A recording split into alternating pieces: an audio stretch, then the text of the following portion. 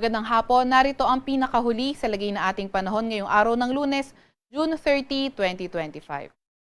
Kaninang 4:10 ng hapon ay naglabas ang National Capital Region Pag-asa Regional Services Division ng thunderstorm advisory under sa areas na kanilang jurisdiction. Para sa karagdagang impormasyon, pwede niyong bisitahin ang website ng panahon.gov.ph sa inyong mga computer or pwede niyo ring bisitahin ang Facebook group o Facebook page ng Pag-asa National Capital Region, Pag-asa Regional Services Division.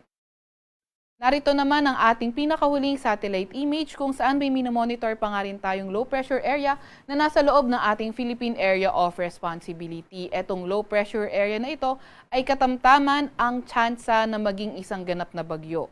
Ibig sabihin, in the next 24 to 48 hours, mababa ang tsansa na ito ay maging isang ganap na bagyo, pero beyond that time frame ay increasing nga yung chances na ito ay maging isang ganap na bagyo nga. Itong low pressure area na ito ay as of 3 p.m.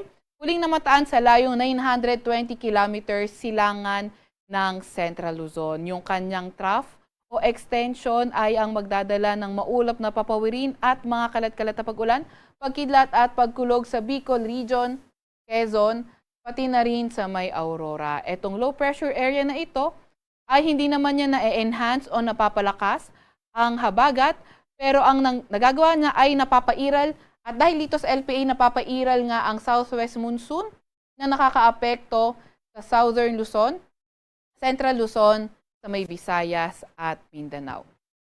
At inaasahan nga natin na itong southwest monsoon o habagat ang magdadala ng maulap na papawirin at mga kalat-kalat na pag-ulan, pagkidlat at pagkulog sa Metro Manila, Visayas, sa may Mindanao, pati na rin sa may Mimaropa at nalalabing bahagi nga ng Central Luzon at Calabarzon.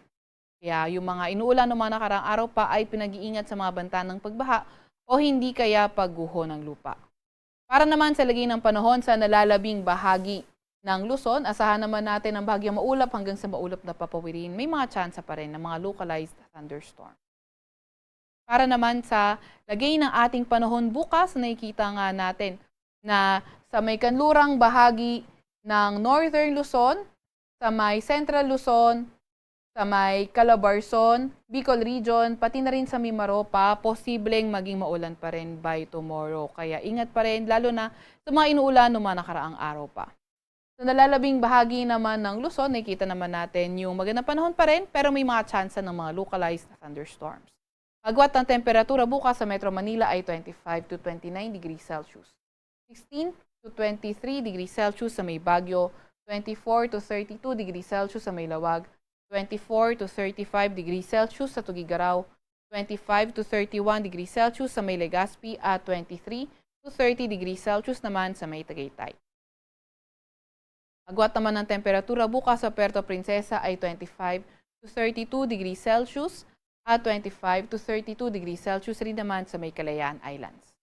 Para naman sa lagay ng panahon sa Visayas, pati na rin sa may Mindanao, nakikita natin sa Kabisayaan, pati na rin sa may kanlurang bahagi ng Mindanao ay posible pa nga rin na maging maulan dulot ng habagat o southwest monsoon. At sa nalalabing bahagi ng Mindanao, mas magandang panahon, subalit may tsansa pa rin ng mga localized thunderstorms. Agwat ng temperatura bukas sa Cebu, Tacloban at Iloilo ay 26 to 31 degrees Celsius.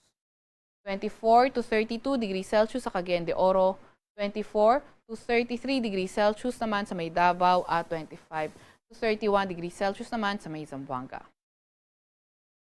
Sa kalagay naman ng ating karagatan, wala pa rin tayong nakataas na gale warning sa kahit anong dagat baybayin ng ating bansa. Para sa 3-day weather outlook ng mga pangunahing syudad natin, tingnan natin sa Metro Manila at Legazpi City, kahit until Friday ay maulan pa rin. Pero sa Baguio City until Wednesday, inaasahan naman natin yung mabuting panahon na may mga tsansa ng mga thunderstorm. Pero pagdating ng Thursday at Friday, posible na maging maulan sa Baguio.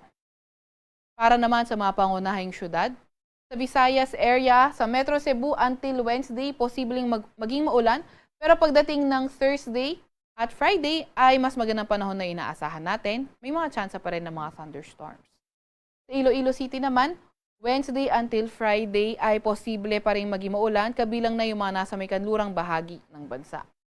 Sa Tacloban City naman, Nakikita natin na starting Wednesday, yung pagbuti ng panahon with chances pa rin ng mga thunderstorm. Para naman sa mga pangunahing syudad sa Mindanao area, nakita natin Metro Davao, Cagayan de Oro at Zamboanga City. Mas magandang panahon at may mga chance lamang ng mga localized thunderstorms. Sa Klakhang, Maynilang araw ay lulubog ng 6:29 ng gabi at sisikat bukas ng 5:31 ng umaga.